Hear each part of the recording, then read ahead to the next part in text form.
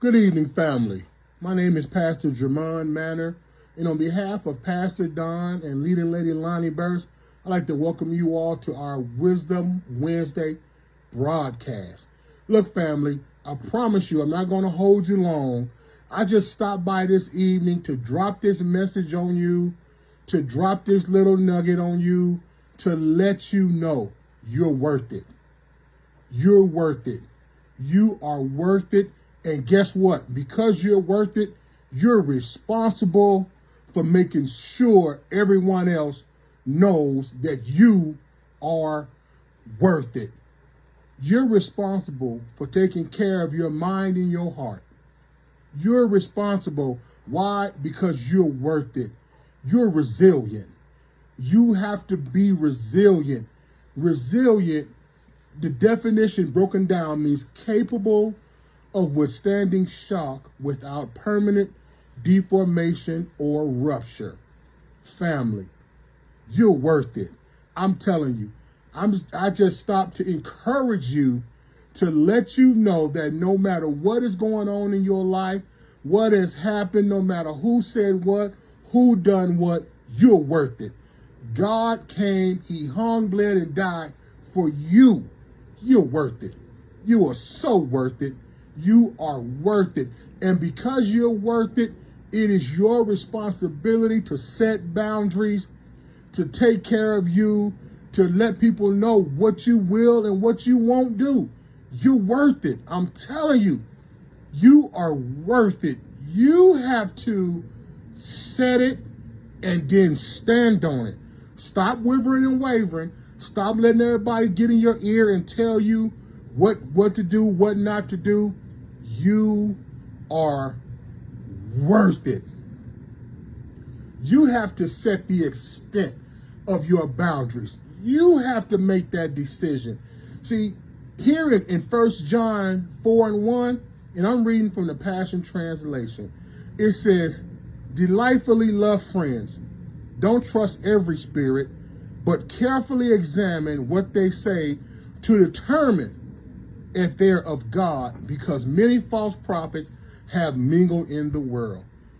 Family, you have to be the one to set your boundaries, and then you have to stand on them. You can't allow people to continually to move your boundaries when they want to move them, every time they want to move them. No. You have to set your boundaries. Listen, continuing to let someone cross your boundaries is like being stabbed in the back. Before long, your wound becomes critical. And some of us are in a critical state right now simply because we don't know how to say no. We don't know how to say no. And in all fairness, sometimes it may not all be your fault. You're being manipulated. People will manipulate you. And sometimes because we're so focused on doing the right thing and trusting in people, we lose sight of ourselves. We lose sight of our own self-worth. See, let me help you. Because someone was the catalyst behind you getting saved, because they was the driving force behind you coming to Christ, they were the ones who kept pushing you, who kept encouraging you to come to Christ.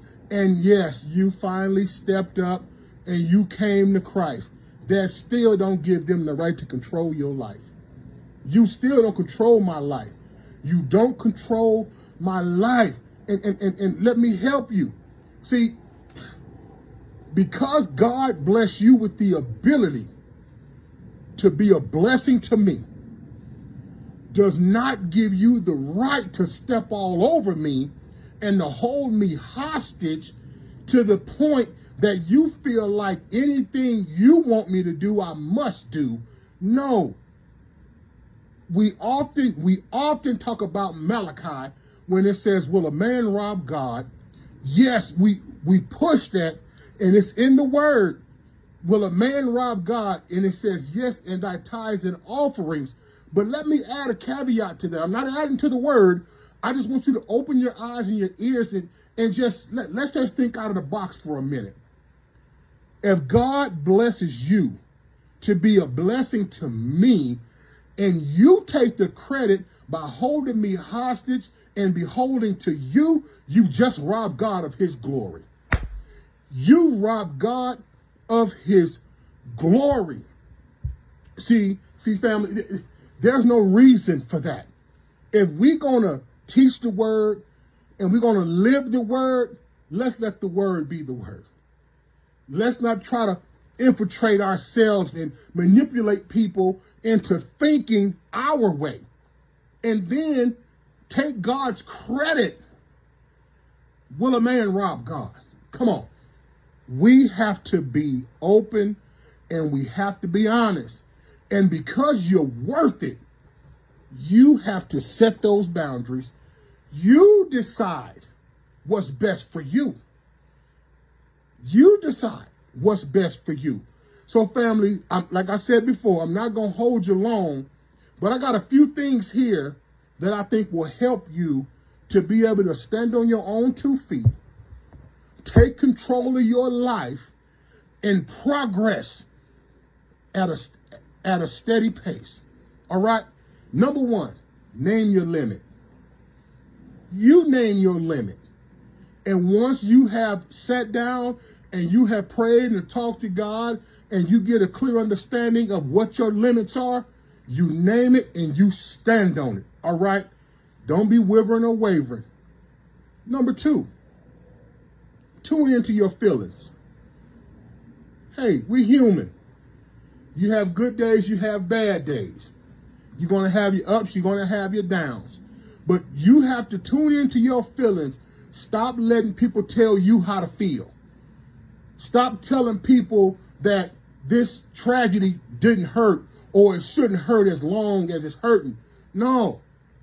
Tune into your feelings. All right? Number 3, give yourself permission. Stop seeking permission from everybody else about your life. Give yourself permission. Do your due diligence. Do your homework and give yourself permission. All right? Number 4, be direct. Stop beating around the bush. Stop hemming and hawing. Say it and mean it. Stop hemming and hawing, going back and forth. When you say it, be ready to stand on it. Say it, be direct, be straightforward. Stop all that back and forth. All right? Number 5, practice self-awareness. Be aware of your surroundings. Be aware of who's around you. Be aware of who's speaking into your life. You have to be aware. You can't just walk around all willy-nilly, not knowing what's going on and depending on others to tell you what's going on and what's not going on. All right? Number 6, consider your past and your present. If you don't know your past, how can you determine your future? You have to know what's going on. You know where you've been. You know what you've gone through. So now, family, consider all of that. That's your testimony. We've gone through many tests in life, and we keep trying to deny the test and kill the testimony. No, you have to consider your past and your present. Amen. Number 7, make self-care a priority. Take care of you. You are responsible for you. Take care of yourself. Take time for yourself. We have to start really, honestly, and truly taking better care of ourselves. All right? Number 8, seek a good support system. Seek a good support system. All advice, not good advice. Seek a good support system. All right? Number 9, be assertive. Get in there. Get in there. It's time to go to work. It's time to go to work. If for nobody else, do it for God and do it for yourself. Get in there and go to work. Enough sitting down, enough waiting around. You have to push you. Be assertive, family. Be assertive. And number 10, and I'm going to let y'all get out of here because I promise you I wasn't going to hold you long. Start small. Start small. Don't try to jump in there and do all of this in one day, 1 week, 2 weeks. Take your time, family, but keep moving. Stay strong, family. Don't give up, don't give in, and don't give out.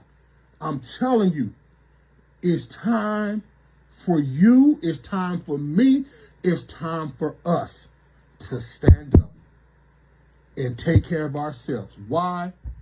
Because we are worth it. Amen? We are worth it.